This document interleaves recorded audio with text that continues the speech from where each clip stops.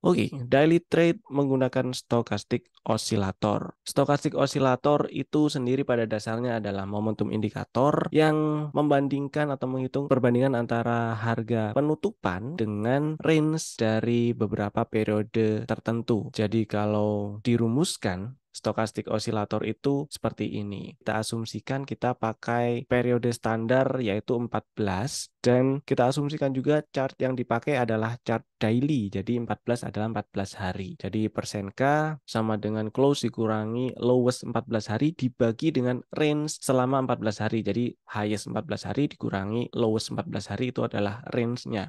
Dikalikan 100 supaya jadi persentase. Kemudian persen K ini biasanya dituliskan sebagai stochastic fast. Kemudian stochastic slow-nya, garis yang lainnya adalah simple moving average periode 3 dari persen K. Jadi penampakannya akan seperti ini ya. Ada dua garis, persen K itu yang warna merah dan persen D itu yang warna biru. Persen K adalah fast stokastiknya.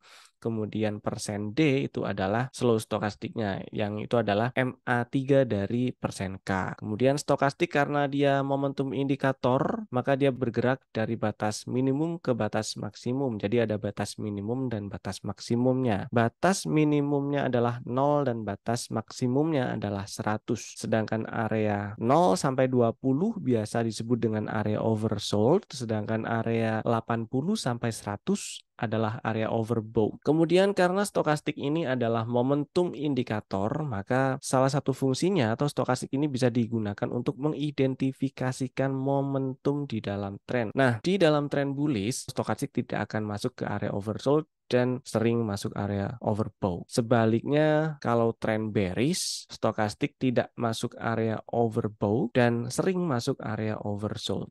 Kalaupun di tren bullish itu stokastiknya masuk area oversold, paling sebentar aja ya. Sama dengan pola-pola candle yang menunjukkan itu strong atau minimal good rejection. Begitu juga dengan ketika tren bearish, kalaupun stokastiknya masuk area overbought, itu nggak lama, paling juga 3 hari, sama dengan pola candle yang terbentuk kalau itu strong atau good rejection. Di dalam identifikasi sebuah tren, stokastik berfungsi mengetahui momentum di dalam trennya. Sedangkan untuk lebih mudah lagi melihat trennya, saya pakai bantuan garis exponential moving average. Di situ ada dua garis. EMA pertama adalah EMA 20 dan kedua adalah EMA 60. EMA 20 adalah yang warna merah dan EMA 60 adalah yang warna biru. Dikatakan bullish ketika EMA 20 di atas EMA 60 dan harganya cenderung bergerak di atas EMA 60.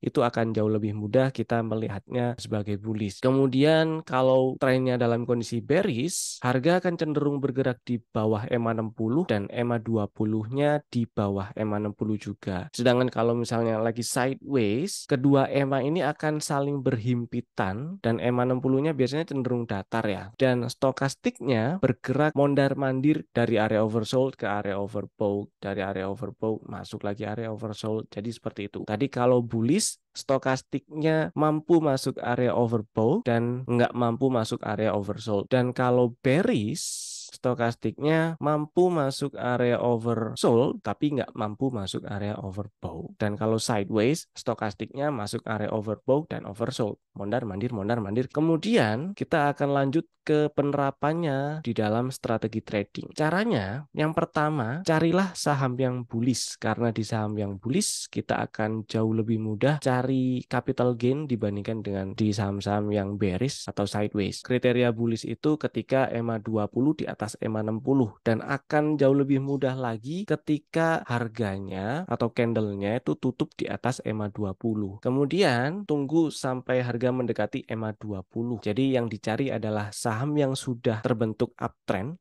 dan ada koreksi. Koreksinya terhitung masih koreksi wajar karena masih di atas EMA 20. Kemudian stokastiknya periode 533 yang dipakai masuk ke area oversold lalu keluar lagi. Jadi ada sinyal oversold confirm. Jadi ini cari saham-saham yang kondisinya lebih ke yang baru uptrend sih ya, baru uptrend kemudian ada koreksi, stokastiknya masuk area oversold, dan cek candle patternnya. Boleh eksekusi hanya jika ada confirm buy, dan harus cari yang minimal good rejection ya, cari yang strong rejection atau minimal good rejection. Yang weak rejection diabaikan dulu aja. Kemudian cut loss-nya di bawah swing low dan take profit-nya ambil aja 2 kali dari risikonya. Penerapannya seperti ini. Contohnya, di sini ada sinyal oversold dari stokastik di yang paling kiri ya. Di yang paling kiri itu stokastik masuk area oversold, kemudian keluar lagi. Artinya ada sinyal oversold. Tapi ini bukan sinyal beli yang diinginkan karena kondisi marketnya belum bullish,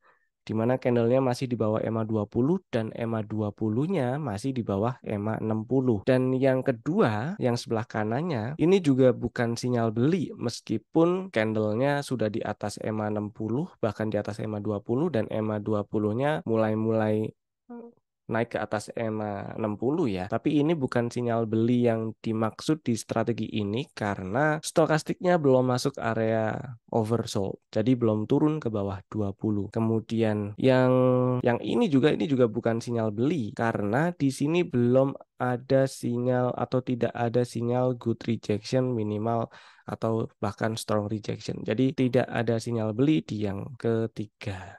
Kemudian yang keempat, ini juga nggak jadi sinyal beli, meskipun kondisinya sudah hampir memenuhi ya. Yang tidak memenuhi syarat adalah confirm buy-nya. Belum ada sinyal minimal good rejection yang dibentuk. Jadi ini juga tidak memenuhi. Dan yang terakhir ini memenuhi kriteria. Candlenya di atas EMA 20, ini ada good rejection, kemudian stokastiknya turun ke bawah 20, naik lagi ke atas 20, ada sinyal buy. Strateginya buy if break ini, garis merah, stop loss di bawah sini, dan targetnya 2 kali dari stop loss-nya. Sudah terpenuhi. Kira-kira targetnya di sini lah ya, 2 kali situ. Sudah terpenuhi. Dan materinya sudah selesai.